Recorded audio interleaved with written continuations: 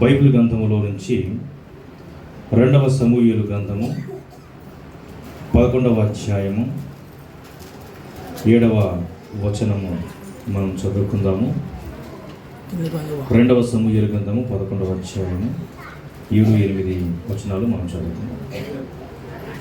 ఊరియా దావీదు నొద్దకు రాగా దావీదు యోవాబు యోగక్షేమమును జనుల యోగక్షేమమును యుద్ధ సమాచారమును అడిగాడు. తర్వాత దావీదు ఇంటికి పోయి శ్రమ తీర్చుకొనమని ఊరియాకు సెలవీయగా ఊరియా రాజనగరిలో నుండి బయలు వెళ్ళాను. తర్వాత చివరిగా 16-17 కూడా చదువుకుందాము. యోవాబు పట్టణమును ముట్టడి వేయుచుండగా ధైర్యవంతులుండు స్థలమును గుర్తించి ఆ స్థలమునకు ఊరియాను పంపెను. ఆ పట్టణపు వారు బయలుదేరి యోవాబుతో యుద్ధమునకు రాగా దావీదు సేవకుల్లో కొందరు కూరిరి. హిత్తీయుడకు ఊరియాయును హతమయ్యను. చాలు, ప్రార్థన చేసుకుందాం. తలలు వచ్చినట్లయితే. పరిశుద్ధుడా, జీవాధిపతి, జీవంగల మా ప్రభువా, నీకు వందనాలు, స్తుతులు, స్తోత్రాలు చెల్లిస్తూ ఉన్నాం. అవును ప్రభా, ఈ సమయంలో ఈ విధముగా మమ్మల్ని నీ సజీవమైన లెక్కల కింద దాచుకొని మరుగుపరుచుకొని పాటలు పాడేటువంటి బాధ్యతను, ఆరాధన చేసేటువంటి బాధ్యతను మాకు ఇచ్చారు. అయితే ఈ సమయంలో నీ వాక్యాన్ని నీ బిడ్డలకు బోధిస్తుండగా నీ కృపను దయచేయి. వినగల చెవులను, గ్రహించగల మనస్సును మీ స్వాధీనంలో ఉంచుకొని ఈ సమయంలో మా ప్రభువా, ఈ మాటలు నా మాటలు కాకుండా నీ మాటలుగా నీ బిడ్డలకు బోధిస్తూ ఉన్నాము తండ్రి. ఆమేన్. ప్రభునందు ప్రియులారా, మనం ఈ భాగాన్ని చదవగానే వాస్తవానికి 11వ అధ్యాయంలో 7-17 వచనాలు మనం చదవాలి. కానీ సమయం లేదు కాబట్టి పైన 2 వచనాలు, కింద 2 వచనాలు మాత్రమే నేను చదివాను. అయితే ఈ భాగము చదవగానే మనకు అర్థం కావాలి, ఈరోజు మనం ఎవరిని గురించి వింటూ ఉన్నాం. ఎవరైనా చెప్పగలుగుతారా? ఎవరిని గురించి మనం వింటున్నామండి? చెప్పండి. ఊరియాను గురించి మనం వింటూ ఉన్నాం. చాలాసార్లు మనం దావీదుని గురించి వినింటాం. దావీదుకు ఊరియాకు మరి కొద్దిగా సంబంధం ఉందన్నమాట. అయితే దావీదు గురించి మనం చాలాసార్లు విన్నాము, కానీ ఊరియాను గురించి మనం మరి కొంతమంది వినింటారు, కొంతమంది వినకపోయినవచ్చు. అయితే ప్రభునందు పిల్లరా, ఈరోజు మనము ఊరియా యొక్క లక్షణాలను గురించి మనం వింటున్నాం. ఊరియా ఏ విధముగా ఉన్నాడు అన్న దాని గురించి మనము వింటూ ఉన్నాము. ప్రభునందు పిల్లరా, ఊరియా పేరుకు అర్థం, మొట్టమొదటిగా ఈ పేరుకు అర్థం మనకు తెలియాలి.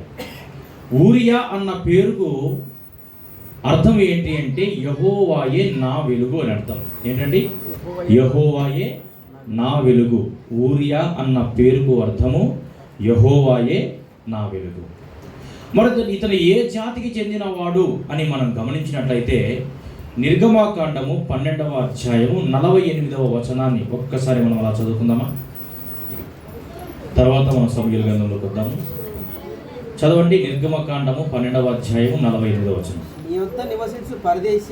నీ యొద్ద నివసించు పరదేశి యెహోవా పస్కాను ఆచరింప కోరిన ఎడల అతని కలిగిన ప్రతి మగవాడు సున్నతి పొందవలెను. తర్వాత అతడు సమాజములో చేరి దానిని ఆచరించవచ్చును. అట్టివాడు మీ దేశములో పుట్టినవానితో సమానుడగును. సున్నతి పొందనివాడు దానిని తినకూడదు. దేశస్థునికి నీలో నివసించు పరదేశికిని దీని గూర్చి ఒకటే విధి ఉండవలెనను. ఓకే, చాలు. ఈ వచనం గురించి మనము వివరణ తెలుసుకునే ముందు ఒకసారి సంఖ్యాకాండము 15వ అధ్యాయము 15-16 వచనాలు చదివితే మనకి ఈ వచనం అర్థమవుతుంది. చదవండి. సంఖ్యాకాండం 15-16. సంగమునకు అనగా మీలో నివసించు పరదేశికిని ఒక్కటే కట్టడ, అది మీ తరములకుండు నిత్యమైన కట్టడ. యెహోవా సన్నిధిని 16 వచనం. మీకును మీ యొద్ద నివసించు పరదేశికును ఒక్కటే ఏర్పాటు, ఒక్కటే న్యాయ విధి ఉండవలెను. చూడండి ప్రభునందులారా, ఇక్కడ మనం గమనించినట్లయితే అన్ని వచనాలు చదవడానికి సమయం ఉండదు, కానీ ఈ ఊరియా ఏ జాతికి చెందినవాడు అంటే హిత్తీయుల జాతికి చెందినవాడు. మొదటి రాజుల గ్రంథములో న్యాయాధిపతులు 1:26లో కానీ, తర్వాత మొదటి రాజులు 9వ అధ్యాయము 20వ వచనంలో కానీ, లేకపోతే మనము తీసుకున్న భాగం ఏ భాగము 2వ సమూయేలు గ్రంథం 11వ అధ్యాయములో 7వ వచనంలో కానీ, అంతకుముందు వచనాల్లో కానీ ఇతను ఏ జాతికి చెందినవాడని రాయబడింది? హిత్తీయుల జాతికి చెందినవాడు. అయితే మొదటి రాజులు 9:20 ప్రకారంగా, అలాగే న్యాయాధిపతులు 1:26 వచనాల ప్రకారముగా హిత్తీయులను ఇజ్రాయేలీల సమాజంలో కూడా చేర్చుకోవడం జరిగింది. అందుకే నేను మొట్టమొదటిగా నిర్గమాకాండం 12వ అధ్యాయం 48వ వచనాన్ని మరి మీకు చదివించాను. అయితే ప్రభునందులారా, మరి ఈ హిత్తీయులతో అంటే వీరు ఏ ప్రాంతంలో నివసించేటువంటి వారు అంటే కనాను ప్రాంతంలో నివసించేటువంటి వారు. కనాను ప్రాంతములో నివసించేటువంటి వారితో యుద్ధము చేసి అక్కడ ఉన్నటువంటి కొంతమంది వ్యక్తులను ఇజ్రాయేలీలకు లేక ఆ రాజులకు దాసులుగా పెట్టుకోవడం కోసము హిత్తీయులను తీసుకుని రావడం జరిగిందండి. అయితే ప్రభునందులారా, అది దావీదు కాలం తర్వాత వారిని దాసులుగా ఏర్పాటు చేయడం జరిగింది. దాసత్వం చేయడానికై వారిని నియమించడం జరిగింది. ఎవరి కాలంలో? సొలొమోను కాలంలో. అంతకుముందు వారు ప్రభునందులారా ఇజ్రాయేలీల్లో కూడా వారిలో కొందరు అంటే ఈ యొక్క హిత్తీయులు కూడా సున్నతి చేయబడి ఇజ్రాయేలీల సమాజంలో చేరినట్లుగా మనం చూస్తూ ఉన్నాం. ఇంకా ఈ హిత్తీయుల గురించి తెలుసుకోవాలంటే ప్రభునందులారా, మనందరికీ తెలుసు, యాకోబుకు పుట్టినటువంటి కుమారుల్లో ఒక వ్యక్తి ఎవరండి? ఇస్సాకు పుట్టినటువంటి కుమారుల్లో ఇస్సాకుకు కుమారుడు ఎవరు? యాకోబు. తర్వాత ఇంకో మరొక కుమారుడు ఎవరు? ఏశావు. ఏశావుకు ఉన్న భార్యలు ఎవరెవరు వాళ్ళు? ఏశావుకు ఉన్నటువంటి భార్యలు వారి పేర్లేంటి? ఆదికాండము 26, 34 తర్వాత మీరు ఇంటికి వెళ్ళి చదువుకోవచ్చు. వీరికి ఉన్నటువంటి భార్యలు యెహూదీతు, బాషెమతు. ఎవరండి? యెహూదీతు, బాషెమతు. వీరిద్దరు కూడా ఏ జాతికి చెందిన వారు అంటే హిత్తీయుల జాతికి చెందినటువంటి వారే, అంటే ఊరియా యొక్క జాతికి చెందినవారు. అయితే ప్రభునందులారా, మరి ఇతని భార్య పేరు ఏంటి అంటే మనము తీసుకున్న భాగము 2వ సమూయేలు గ్రంథం 11వ అధ్యాయం 3వ వచనం ప్రకారంగా ఇతని భార్య పేరు ఏంటండి? బత్షెబా. ఇతని భార్య పేరు ఏంటండి? బత్షెబా. అయితే ప్రభునందులారా, ఈరోజు మనము వింటూ ఉన్నాము హిత్తీయుడైనటువంటి ఊరియాను గురించి. ఈ ఊరియా దావీదుకు ఉన్న సైన్యములో 37 మంది ప్రాముఖ్యమైన యుద్ధ వీరులు ఉన్నారు. ఎంతమంది అండి? 37 మంది. దావీదుకు ఉన్నటువంటి సైన్యములోని 37 మంది ప్రాముఖ్యమైన యుద్ధ వీరులలో ఒకడు ఈ ఊరియా. అర్థమవుతుందా? దావీదు సైన్యములోని 37 మంది ప్రాముఖ్యమైన వారు ఉంటారు. మన సంఘాల్లో కూడా ఉంటారు కదా, ప్రాముఖ్యమైన వారు ఒకరు ఉంటారు. ఆయనతో పాటు కొంతమంది ఇంకా ప్రాముఖ్యంగా ఉంటారు. సంఘ పెద్దలు అంటూ, పరిచారకులు అంటూ, సండే స్కూల్ టీచర్స్ అంటూ, స్త్రీల నాయకురాలు అంటూ, ఈ విధంగా ప్రాముఖ్యమైనటువంటి వాళ్ళు ఉంటారు. మెంబర్స్ వేరే, వీళ్ళు వేరే. వీరి యొక్క పనులు వీరికి అప్పగించే పనులను బట్టి ఉంటాయి. అలాగనే ఊరియాకు కూడా సైన్యములో 37 మంది, కొన్ని లక్షల మంది సైన్యములో 37 మంది ప్రాముఖ్యమైన వారు. ఆ ప్రాముఖ్యమైనటువంటి వారిలో యుద్ధ వీరులలో ప్రాముఖ్యమైన వాడే ఈ ఊరియా అండి. అది 2వ సమూయేలు గ్రంథం. ఒకసారి మనం చదువుకుందాం. 2వ సమూయేలు గ్రంథం 23వ అధ్యాయము 39వ వచనం చదవండి. హిత్తీయుడైన ఊరియా, ఇతని జాతి ఏంటి? అక్కడ రాయబడింది హిత్తీయుడు అని రాయబడింది. తర్వాత వారిలో చదవండి. హిత్తీయుడైన ఊరియా వారందరూ కూడా ఎంతమంది అండి? 37 మంది. ఆ వచనం ప్రకారంగా 37 మంది యుద్ధ వీరులు ఉన్నారు. వారిలో ప్రాముఖ్యమైన వాడు ఈ ఊరియా. అయితే ప్రభువులారా, వీరు వాస్తవానికి ప్రస్తుతము ఆ టర్కీ అనేటువంటి దేశం ఉంది, ఆ దేశానికి చెందినటువంటి వారు. టర్కీ దేశములకు చెందినవారు. మరి ఇతనిలో ఉన్న లక్షణాల గురించి మనం వింటున్నాము. మరి 2వ సమూయేలు గ్రంథం 11వ అధ్యాయం 3వ వచనం చదవండి సరే. ఆమె బహు సౌందర్యవతి అయి ఉండుట చూచి దావీదు దాని సమాచారము తెలుసుకొనుటి ఒక దూతను పంపెను. అతడు వచ్చి ఆమె ఏలియావు కుమార్తెయు హిత్తీయుడగు ఊరియాకు భార్యయునైన బత్షెబ అని తెలియజేయగా. ఇప్పుడు చెప్పండి, మనము చూస్తున్నటువంటి ఈ భాగములో మనం వింటున్నటువంటి ఊరియా యొక్క లక్షణాలలో మొట్టమొదటిగా అతని భార్య పేరు ఏంటని విన్నామండి? బత్షెబ. ఆమె ఏ విధంగా ఉందంట? 3వ వచనం ప్రకారంగా ఆమె బహు సౌందర్యవతి అంట. సౌందర్యవతులు వేరే, అనగా అందగత్తె. అందగత్తెలు వేరే, బహు అందగత్తె, బహు సౌందర్యవతి అని ఇక్కడ రాయబడి ఉంది. అయితే ప్రభునందులారా, ఇతనికి ఉన్న లక్షణాల్లో ఊరియా యొక్క భార్య బహు సౌందర్యవతి అయినప్పటికీ కూడా ఇతను మొట్టమొదటి లక్షణము ఇంద్రియ నిగ్రహము కలవాడండి. ప్రస్తుతానికి ఊరియా ఎక్కడున్నాడు? యుద్ధములో ఉన్నాడు. చూడండి, 7వ వచనాన్ని మనం గమనించినట్లయితే ఒకసారి మనం చదువుకుందాం. ఊరియా దావీదు వద్దకు రాగా, ఊరియా ఎవరి వద్దకు వచ్చాడండి? దావీదు వద్దకు వచ్చాడు. మనం ఎప్పుడైనా ఈ 7వ వచనం కంటే ముందు జరిగిన సంగతులు ఎప్పుడైనా విందాం. ఇప్పుడు కావాలంటే ఇప్పుడు షార్ట్ కట్లో మనము 7వ వచనానికి వచ్చేద్దాం. ఎప్పుడైనా 7వ వచనం వరకు జరిగిన 6వ వచనం వరకు జరిగినటువంటి సంగతులు ఎప్పుడైనా మనం పూర్తిగా విందాం.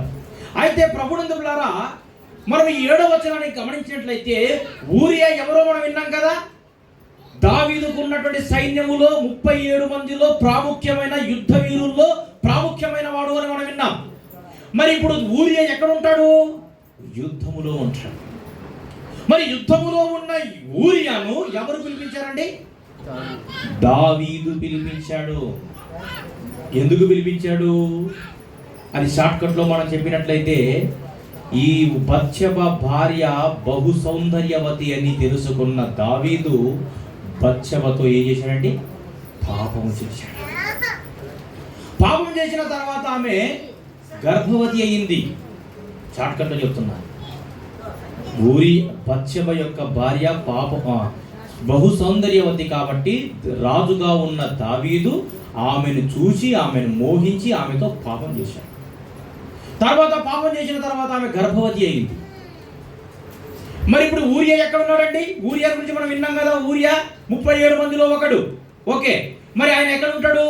యుద్ధంలో ఉంటాడు. భార్య ఎక్కడుంది చెప్పండి? ఇంటిలో ఉన్నాడు. అక్కడ ఉన్న పురుషుల్లో ఏ పురుషుడు ఇంటి దగ్గర ఉన్నాడు? ఎవరండి? రాజైన దావీదు ఇంటి యుద్ధం ఉన్నాడు. ఊరియా ఎక్కడున్నాడు? యుద్ధములో ఉన్నాడు. ఇప్పుడు ఈ ఊరియా భార్య ఏమైందండి? గర్భవతి అయ్యింది. ఇప్పుడు అందరికీ డౌట్ ఏమొచ్చేస్తుందండి? యుద్ధములో ఊరియా ఉంటే బత్షెబ గర్భవతి కావడం ఏంటి అన్న డౌట్ వచ్చేస్తుంది. ఆ డౌట్ ఎవరి మీదకి వస్తుంది? దావీదు మీద వస్తుంది. అయితే బత్షెబ గర్భవతి అయిన సంగతిని దావీదు తెలుసుకొని వెంటనే దావీదు యుద్ధములో ఉన్న ఊరియాను పిలువనంపించాడు.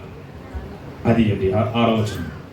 అయితే చూడండి ప్రభునందులారా, 7వ వచనము, ఆ విధముగా యుద్ధములో ఆ అపవిత్రతను పోగొట్టుకోవడం కోసము ఈ గర్భము, ఈ భర్త ద్వారానే గర్భము వచ్చిందని అందరికీ తెలియాలి అని తన టెక్నాలజీతో, తన ఆలోచనతో, తన టెక్నిక్తో యుద్ధములో ఉన్న ఊరియాను పిలిపించాడండి. ఊరియా దావీదు వద్దకు రాగా దావీదు యోవాబు యోగక్షేమమును, జనుల యోగక్షేమమును, యుద్ధ సమాచారాన్ని అడిగాడు. ఇప్పుడు ఎక్కడికి వచ్చాడండి? ఊరియా ఎక్కడి నుంచి వచ్చాడు? యుద్ధములో ఉన్న ఊరియా దావీదు వద్దకు వచ్చాడు. అప్పుడు ఆ దావీదు ఏమని అడుగుతున్నాడు?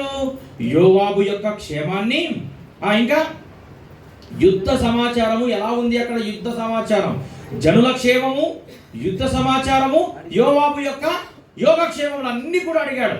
మనం అడుగుతుంటాం కదా, కొత్తగా ఎవరైనా కనబడ్డారంటే, మరి ఏమో బాగున్నారా, మీ పిల్లలు బాగున్నారు, ఇవన్నీ సమాచారాలు అడుగుతుంటాం కదా. అలాగనే దావీదు యుద్ధానికి పంపించాడు కాబట్టి అతన్ని పిలువనంపించిన తర్వాత యోగక్షేమాన్ని, ఆ క్షేమ సమాచారాన్ని అంతటినీ కూడా అడగడము మనం చూస్తున్నాము. ఇప్పుడు 8వ వచనం. తర్వాత దావీదు ఇంటికి పోయి శ్రమ తీర్చుకొనుమని ఊరియాకు సెలవీయగా ఊరియా రాజనగరిలో నుండి బయలు వెళ్ళెను. మొట్టమొదటి పాయింట్గా ఊరియాకు ఉన్నటువంటి లక్షణాల్లో మొదటి పాయింట్ ఏంటండి? ఏమని వింటున్నాం మనము? ఇంద్రియ నిగ్రహము కలిగిన వాడు. దావీదు యొద్దకు ఊరియా రాగానే ఎందుకు పిలిపించాడో మనకు తెలుసు. ఊరియాను పిలిపించగానే దావీదు క్షేమ సమాచారం అడిగాడు, చెప్పాడు. చెప్పిన తర్వాత ఇక నీవు యుద్ధం చేసి వస్తున్నావు కదా, ఇంకా ఎందుకు యుద్ధానికి వెళ్తావు, నువ్వు ఇంటికి వెళ్ళి ఏమన్నా అంటే ఇంటికి పోయి శ్రమ తీర్చుకొనుమని ఊరియాకు సెలవిచ్చాడు. దావీదు ఇంటికి వెళ్ళి శ్రమ తీర్చుకో. ఎందుకు? ఇంటికి వెళితే బహు సౌందర్యవతి అయిన భార్యతో ఇతను శయనిస్తాడు. శయించిన తర్వాత ఒకవేళ ఆమె గర్భవతి అయినదని తెలిస్తే అప్పుడు ఈ ఊరియా ఆమె ఇంటికి వెళ్ళాడు కాబట్టి ఇతని ద్వారానే ఆమె గర్భవతి అయిందని ఏమైందండి, దావీదు మీదకి వచ్చినటువంటి ఆ తప్పు, ఆ ఆరోపణ అంతా కూడా ఏమైపోతుంది, మర్చిపోతారు. కాబట్టి ఇంటికి వెళ్ళి శ్రమ తీర్చుకోమన్నాడు. అప్పుడు రాజనగరిలో నుండి ఆయన బయలు వెళ్ళాడు. మళ్ళీ ఇంటికి వెళ్ళి శ్రమ తీర్చుకున్నాడా? గమనిద్దాం, చదవండి కింది వచనం. దావీదు ఇంటికి పోయి శ్రమ తీర్చుకుని ఊరియాకు సెలవీయగా ఊరియా రాజనగరిలో నుండి బయలు వెళ్ళాడు. దావీదు యొక్క రాజనగరిలో నుండి బయలు వెళ్ళాడు. 9వ వచనం. అతని వెనుక రాజు ఫలహారము అతని యొద్దకు పంపించెను, కానీ ఊరియా తన ఇంటికి వెళ్ళక తన ఏలిన వాని సేవకులతో కూడా రాజనగర ద్వారమున పండుకొనెను. వెళ్ళాడండి. అతని భార్య బహు సౌందర్యవతి అయినప్పటికీ కూడా రాజు నాకు మంచి అవకాశం ఇచ్చాడు, ఇప్పుడు నేను నా భార్య దగ్గరికి వెళ్తాను అని అనుకున్నాడా? అనుకోలేదండి. ఏ మాత్రము కూడా ఇంటికి వెళ్ళకుండా ఎక్కడికి వెళ్ళాడు? రాజనగరి యొద్ద. చూడండి, రాజు పలహారం పంపించాడు, ఇంటికి వెళ్ళు అని అన్నప్పటికీ కూడా ఏ మాత్రం కూడా ఆశించకుండా ప్రభునందులారా ఊరియా తన ఇంటికి వెళ్ళక తన ఏలిన వాని సేవకులతో కూడా రాజనగరి ద్వారా పడుకున్నట్లుగా మనం చూస్తున్నాం. ఏ మాత్రము కూడా ఇంటికి వెళ్ళలేదండి. చూడండి ప్రభునందులారా, ఈ సమయంలో మనం గమనిస్తూ ఉన్నాము. మరి ఊరియా లాంటి ఇంద్రియ నిగ్రహము కలిగిన వాడిగా నీవు ఉంటున్నావా? అది ఒకసారి జ్ఞాపకం చేసుకోవాలి.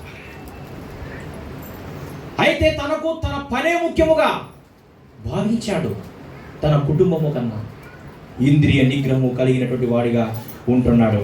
రెండవది, మనం మరొక వచనాన్ని మనం అక్కడే గమనిద్దాము.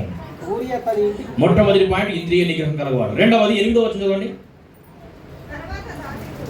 అది అయిపోయింది కదా. తర్వాత దావీదు ఇంటికి పోయి ఊరియాకు సెలవీయగా ఊరియా రాజనగరిలోండి బయలు వెళ్ళెను. అతని వెనుక రాజ ఫలహారం అతని యొద్దకు పంపించను, కానీ ఊరియా తన ఇంటికి వెళ్ళాక తన ఏలినవాడి సేవకులతో మనము ఆల్రెడీ చదువుకున్నాం. చూడండి, మొట్టమొదటిగా చెప్పాడు, వెళ్ళలేదు. రెండవదిగా ఫలహారాన్ని పంపించాడు. అయినప్పటికీ కూడా రెండవ పాయింట్ మనం వింటూ ఉన్నాము. ఊరియా చలించని మనసు కలిగిన వాడు, స్థిరమైన సంకల్పం. అంటే చలించని మనసు అంటే స్థిరమైన అంటే ప్రభువుల రెండో పాయింట్ ఏంటంటే స్థిర చిత్తము కలిగిన వాడు ఊరియా. మొదటి పాయింట్ ఏంటి? ఇంద్రియ నిగ్రహము కలిగిన వాడు ఊరియా. రెండవది ఏంటి అంటే స్థిర చిత్తము కలిగిన వాడు. స్థిర చిత్తము అంటే ప్రభునందులారా చలించని మనస్సు. స్థిర చిత్తము అంటే స్థిరమైన సంకల్పం. స్థిర చిత్తము అంటే దృఢమైన సంకల్పం. వెంట ఫలహారం పంపించినా కూడా నేను వెళ్ళను అన్నట్లుగా చలించని మనస్సు కలిగిన వాడు వంటి ఈ యొక్క ఊరియా. మరి నీ మనసు ఎలా ఉన్నది? నీ హృదయం ఎలా ఉన్నది? చలించని మనసులాగా ఉన్నదా? దృఢమైన సంకల్పముగా ఉన్నదా? స్థిరమైన మనస్సు కలిగి ఉన్నావా? ఒక్కసారి నువ్వు జ్ఞాపకం చేసుకోవాలి ప్రభునందులారా. రెండో పాయింట్గా మరి స్థిర చిత్తము కలిగిన వాడు ఈ యొక్క ఊరియా. మూడవది 11వ వచనం. ఊరియా మందసమును ఇశ్రాయేలు వారును యూదా వారును నివసించుచుండగను న్యాయాధిపతి యోవాబును నా ఏలిన వడవగు నీ సేవకులను బయట దండులో ఉండగను భోజనపానములు చేయుటకు నా భార్య యొద్ద పరుండుటకు నేను ఇంటికి పోతున్నా. నేను చదవండి, నీ తోడు నీ ప్రాణము తోడు నేను అలాగు చేయువాడు కారణి దావీదుతో అనెను. ఇప్పుడు దావీదుకి తెలిసిపోయింది.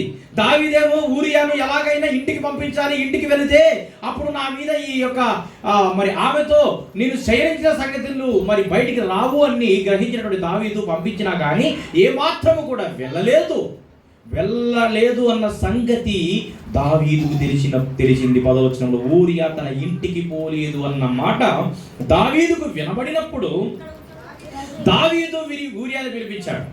ఊరియాను పిలిపించి, నీవు ప్రయాణం చేసి వచ్చిందివి కదా, నువ్వు మళ్ళీ ఎందుకు ఇక్కడికి వచ్చావు? నీవు యుద్ధములో నుంచి నిన్ను పిలిపించింది ఎందుకు?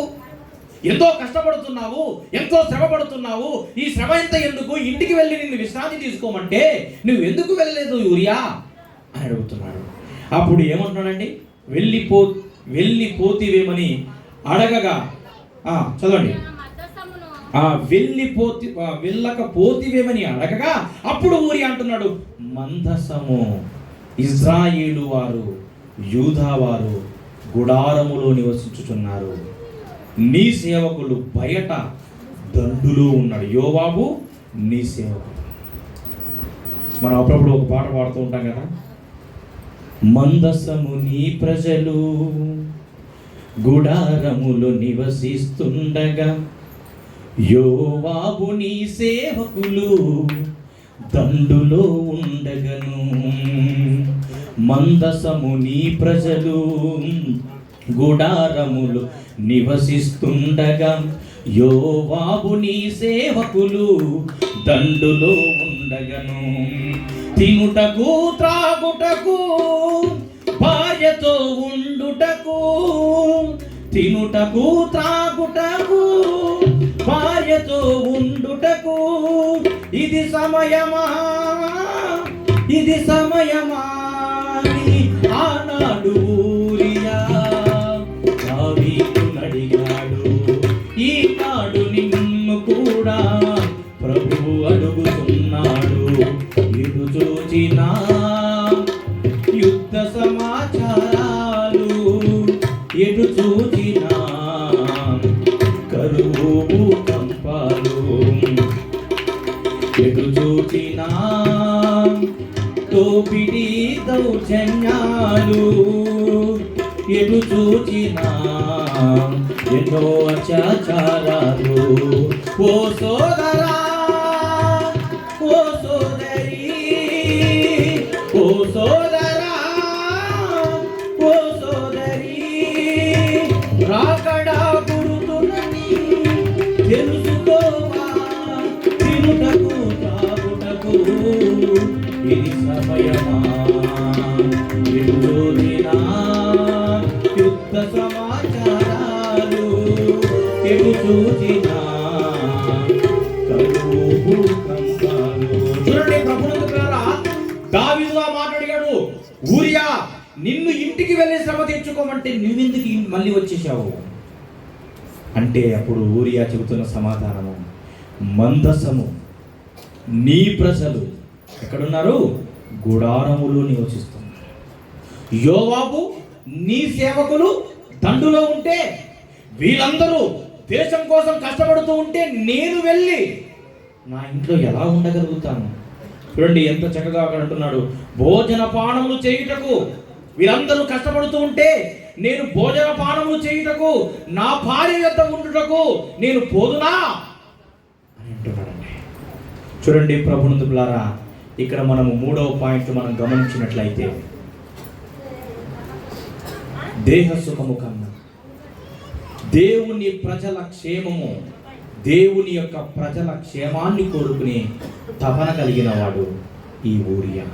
మొదటి పాయింట్ ఇంద్రియ నిగ్రహం కలిగిన వాడు, రెండవది స్థిరచిత్తము కలిగిన వాడు, మూడవది దేహ సుఖము కన్నా దేవుని ప్రజల యొక్క క్షేమము మరి కోరుకునేటువంటి వాడే, కోరుకునేటువంటి తపన కలిగిన వాడు ఈ యొక్క ఊరియా అండి.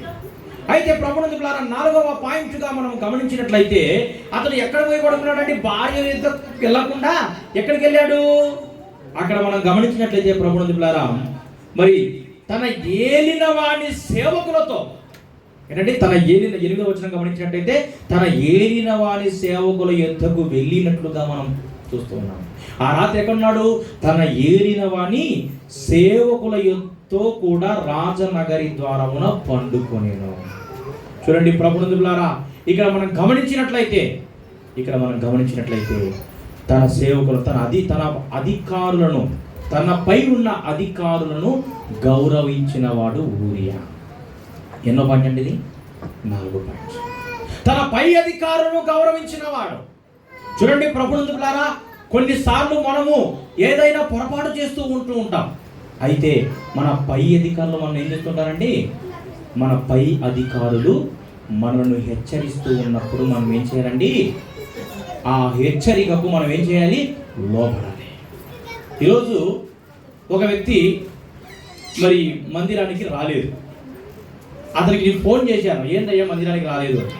అతను అన్నాడు, నేను పనికి వచ్చాను. వెంటనే అతనికి చెప్పాను, అయ్యా ఆదివారం రోజు ఏ పని పెట్టుకోవద్దు. ఆదివారం ఒకవేళ పని పెట్టుకోవాలంటే మేము వెళితే, మా వాళ్ళు వెళితే కనీసం 1000 లేకపోతే 2000 సంపాదించుకునేటువంటి వారు. నీవు కేవలం 400 కోసం 500 కోసం ఎలా వెళ్ళావయ్యా పనికి అని అన్నాడు. మౌనంగా ఉన్నాడు. ఏం మాట్లాడడం లేదు అంటే, నేను తప్పు చేశాను కాబట్టి మౌనంగా ఉన్నాను, నేను పొరపాటు చేశాను కాబట్టి మౌనముగా ఉన్నాను అన్నాడు. ఇంకొకసారి ఈ విధంగా నేను వెళ్ళను అన్నాడు. చూడండి ప్రభునందు ప్రియులారా, మన పై అధికారులు మనల్ని హెచ్చరించినప్పుడు మనం ఏం చేసుకోవాలండి? మనల్ని మనం తగ్గించుకొని ఆ మాట ప్రకారంగా ఇంకొకసారి ఆ పని జోలికి వెళ్లకుండా మనం ఉండాలండి. అయితే ప్రభునందు ప్రియులారా, ఆ విధముగా మరి ఇతను తన పై అధికారులను ఏం చేశాడండి? గౌరవించాడు. ఊరియా యొక్క లక్షణాల్లో 4వ లక్షణము తన పై అధికారుల్ని గౌరవించడం. 12వ వచనాన్ని మనం గమనిద్దాం. దావీదు నేడును నీవు ఇక్కడ ఉండు. ఇంకొకసారి అడిగాడు. మొదటిసారి ఇంటికి వెళ్ళి శ్రమ తీర్చుకో అన్నాడు. రెండవసారి ఫలహారాన్ని పంపించాడు. మొదటిసారి మరి వెళ్ళమని చెప్పినా వెళ్ళలేదు. రెండవసారి మళ్ళీ చెప్పినా మళ్ళీ వెళ్ళలేదు. ఇప్పుడు 3వసారి కూడా అంటున్నాడు. చూడండి, దేవుడు దావీదు నేడును నీవు ఇక్కడ ఉండుము, రేపు నీకు సెలవిత్తును. ఊరియాతో అనగా ఊరియా నాడును మరునాడును యెరూషలేములో నిలిచెను. ఏంటంటే చాలు. రెండవసారి ఏమంటే ఇది 3వసారి. సరే ఈరోజు వెళ్ళలేదు కదా, ఇంకా దావీదుకి ఇంకా ఒక భయం ఏర్పడింది. అయ్యో ఇతను వెళ్ళకపోతే నా పరిస్థితి ఏంటి, ఇతను వెళ్ళకపోతే నా పరిస్థితి ఏంటి అనేటువంటి ఒక భయం ఏర్పడింది. ఇంకొకసారి అయినా కూడా వెళ్ళు, రేపైనా వెళ్ళు. సరే ఈరోజు ఇక్కడే ఉండు, రేపైనా కానీ ఏమంటే నేడును నీవు ఇక్కడ ఉండు, అంటే ఈరోజు ఇక్కడ ఉండు, రేపు నీకు సెలవిస్తాను అని ఊరియాతో అనగా, అప్పుడు అంటున్నాడు, అప్పుడు ఊరియా నాడును మరునాడును ఎక్కడ నిలిచి ఉన్నాడండి? యెరూషలేములోనే నిలిచి ఉన్నాడు. కానీ ఏ మాత్రము కూడా అతను వెళ్ళలేదు. ఈ మాట ప్రకారముగా తీసుకున్న నిర్ణయములో మార్పు లేనివాడే ఊరియా. 5వ పాయింట్ మనం వింటున్నాము. ఊరియా తాను తీసుకున్న నిర్ణయం ఏంటి? ఎన్ని సమస్యలు వచ్చినా నేను మాత్రం యుద్ధానికి వెళ్ళక తప్పదు. ఎందుకంటే ఇక్కడ చాలా మంది ఉన్నారు, వారిని అందరినీ విడిచిపెట్టి నేను ఎలా రాగలుగుతాను? 36 మంది అక్కడ ఉంటే, కొన్ని 100 మంది అక్కడ ఉంటే, వారిని అందరినీ విడిచిపెట్టి నేను ఎలా రాగలుగుతాను అని చెప్పేసి మొదటిసారి చెప్పినా, రెండవసారి చెప్పినా, 3వసారి చెప్పినా కూడా ఏ మాత్రము కూడా తాను తీసుకున్న నిర్ణయములో మార్పు లేని వాడే ఊరియా అంటే. మరి నువ్వు తీసుకున్న నిర్ణయంలో ఎన్నిసార్లు నీ నిర్ణయాన్ని మార్చుకుంటున్నావు ఒకసారి జ్ఞాపకం చేసుకోవాలి. అయితే ప్రభునందు ప్రియులారా, మరి ఎన్నిసార్లు చెప్పినా కూడా దావీదు ఎన్నిసార్లు దావీదు చెప్పినా ఊరియా మాత్రము ఏ మాత్రము కూడా మరి భార్య యుద్ధకు వెళ్ళలేదు. తీర్మానించిన దానిపై స్థిరముగా నిలిచిన వ్యక్తే ఈ ఊరియా అండి. అయితే మరొక పాయింట్ మనం గమనిద్దాం. అక్కడ కింద చదువుకుందాం. 13వ వచనం. అంతలో దావీదు అతనిని భోజనమునకు పిలిపించి, ఇంకేం చేశాడంటే ఇంకా వెళ్ళలేదు, యెరూషలేములో ఉన్నాడు. తర్వాత ఏం చేశాడు? భోజనానికి పిలిపించాడు. భోజనానికి పిలిపించి ఏమంటున్నాడు? అతడు బాగుగా తిని త్రాగిన తర్వాత దావీదు అతని మత్తుగా చేసెను. సాయంత్రమున అతడు బయలు వెళ్ళి తన ఇంటికి పోక తన ఏలిన వాని సేవకుల మధ్య పడక మీద పండుకొని. ఇది 4వసారి అండి, 3వసారి అనుకుంటా. మొదటిసారి వెళ్ళమని చెప్పాడు, వెళ్ళలేదు. పలహారం పంపించింది, వెళ్ళమని చెప్పడం అది ఒకటే. రెండవసారి ఏం చేశాడు? ఎందుకు వెళ్ళలేదు అని ప్రశ్నించాడు. సర్లే ఈరోజైనా రేపైనా, ఈరోజు ఇక్కడే ఉండి రేపు వెళ్ళిపో అన్నాడు. రెండవసారి కూడా వెళ్ళలేదు. ఇప్పుడు 3వసారి కూడా ప్రయత్నం చేస్తున్నాడు. చూడండి, 3వసారి బాగా తినిపించాడు. అంతలో దావీదు అతనికి భోజనంకి పిలిపించాను. అతడు బాగుగా తిని త్రాగిన తర్వాత అతను ఏం చేశాడు? మత్తునిగా చేశాడు. వెళ్ళా మళ్ళీ మత్తునిగా చేసిన తర్వాత సాయంత్రమున అతడు బయలు వెళ్ళి, ఇప్పటికైనా సాయంత్రం మత్తుడుగా ఉన్నాడు కాబట్టి ఇప్పుడైనా వెళ్ళిపోతాడేమో దావీదు అనుకుంటే ఏమాత్రము కూడా ఊరియా ఇంటికి పోక తన ఏలిన వాని సేవకుల మధ్యనే పడుకున్నాడండి. భార్య ఎత్తుకు ఇంటికి వెళ్ళలే. మత్తునిగా చేసినప్పటికీ కూడా అతని మత్తులో కూడా అతనికి భార్య గుర్తుకు రాలేదండి. ఏది గుర్తుకుంది? యుద్ధం. అప్పగించబడిన పని మాత్రమే అతనికి ఉన్నది, కానీ వెళ్ళలేదు.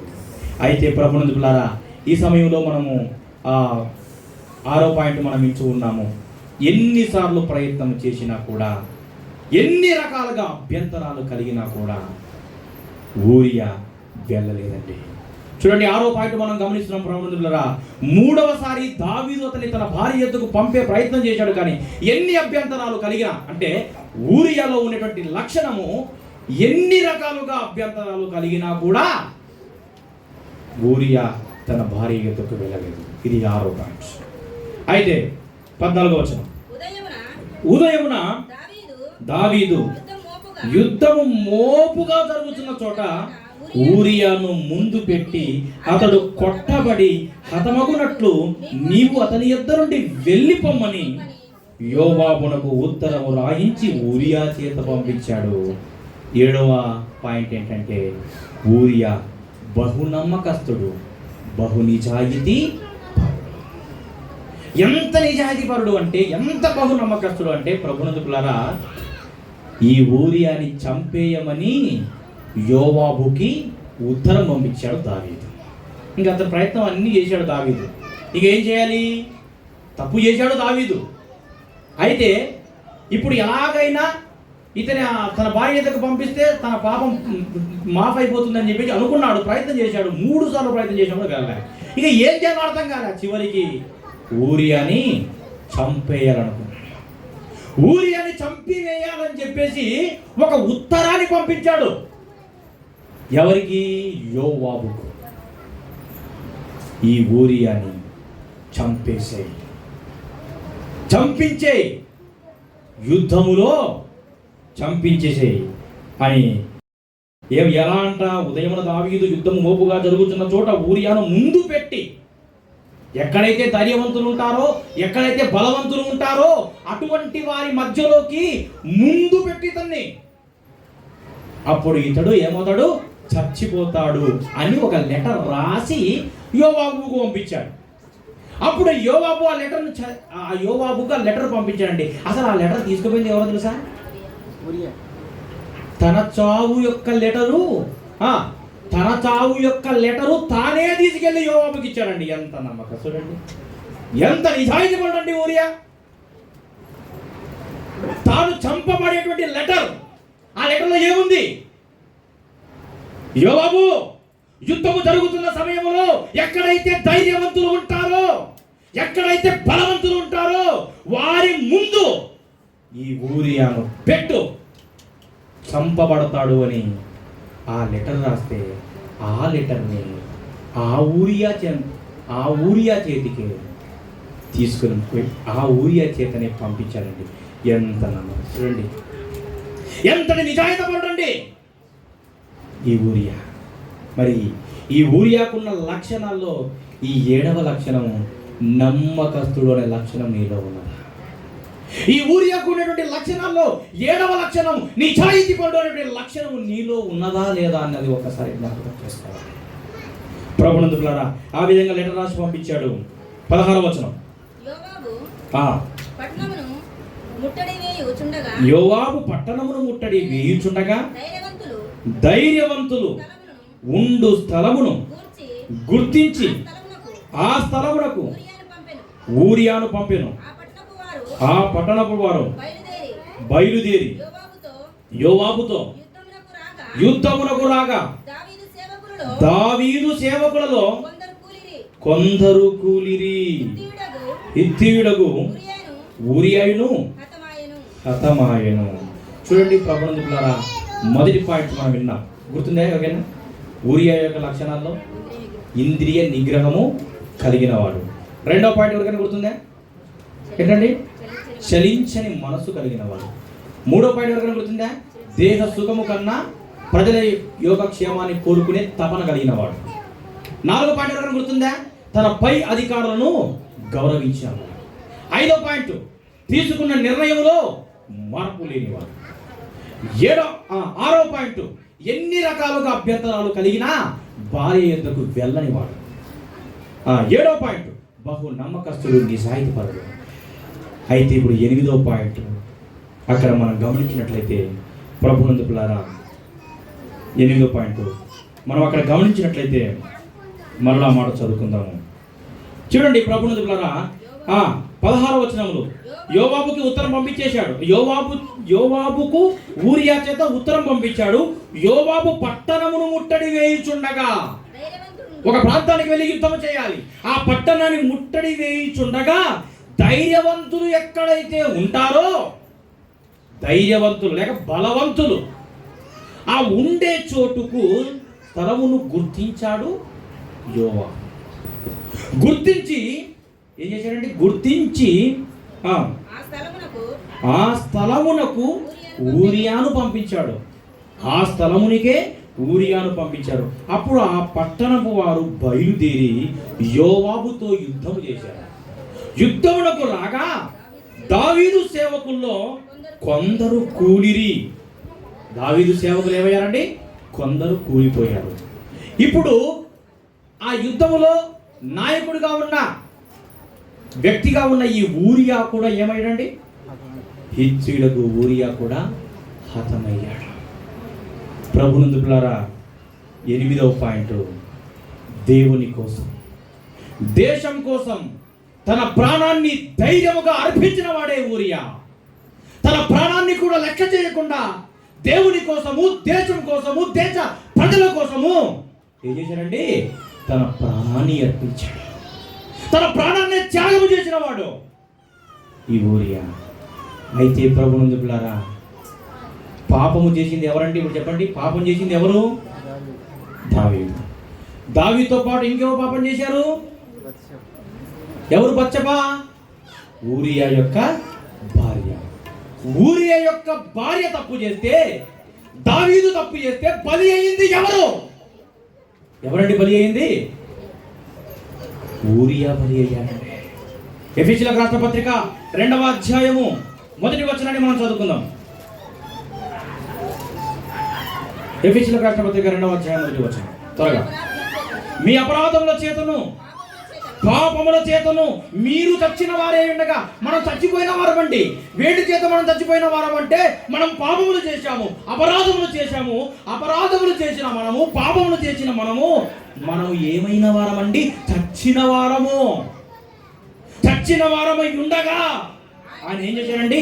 ఆయన మిమ్మును క్రీస్తుతో కూడా బ్రతికించెను. చూడండి ప్రభునందులారా, ఇక్కడ మనం గమనించినట్టయితే మనమందరము కూడా అపరాధులము, మనమందరము కూడా పాపులము అయినప్పటికీ కూడా ప్రభునందులారా మరణించవలసింది ఎవరండి? వాస్తవానికి చనిపోవలసింది ఎవరండి? సమూయేలు గ్రంథంలో చంపబడవలసింది దావీదు, చచ్చిపోవలసింది దావీదు. బత్షెబా దావీదు మాటలకు లోబడింది కాబట్టి ఆమె కూడా చంపబడవచ్చు. కానీ వాస్తవానికి వారిద్దరు పాపం చేస్తే బలి అయ్యింది మాత్రం ప్రభునందులారా ఊరియానండి. అలాగనే ప్రభునందులారా పాపం చేసింది ఎవరండి? మనము పాపము చేస్తే, మనము అపరాధములు చేస్తే, మనము దోషములు చేస్తే మన కొరకు బలి అయిన వాడు యేసుక్రీస్తు ప్రభువు. మనము చేసిన పాపములకు, మనము చేసిన అపరాధములకు, మనము నరకమునకు పాత్రులము కాకుండా మనము నిత్య జీవనకు వారసులము కావాలి అని యేసుక్రీస్తు ప్రభుల వారు మనము చేసిన పాపములకు ఆయనే శిక్ష భరించి, ఆయనే మనం చేసినటువంటి పాపములకు ఆయనే ఈ లోక భారాన్ని ఆయన వీపు పైన, ఈ లోక పాపాన్ని ఆయన తలపైన, నీవు నేను చేసినటువంటి పాపములన్నీ ఆయన కాలంలో చేతుల్లో మ్రేకులై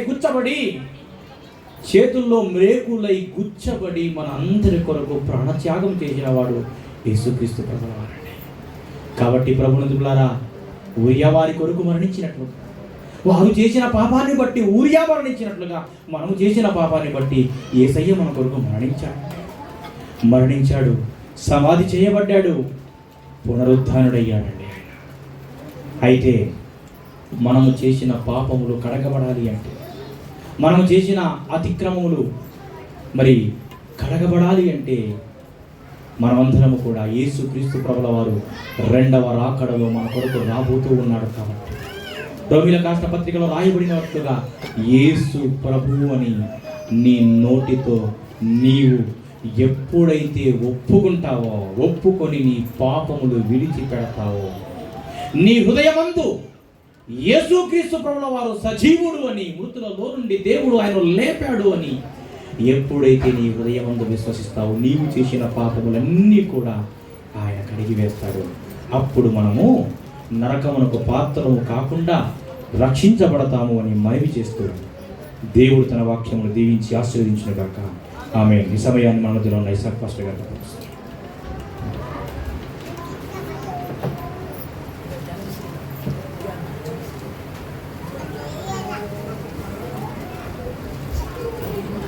ఓకే, ఇంతవరకు వాక్యం అందించాడు.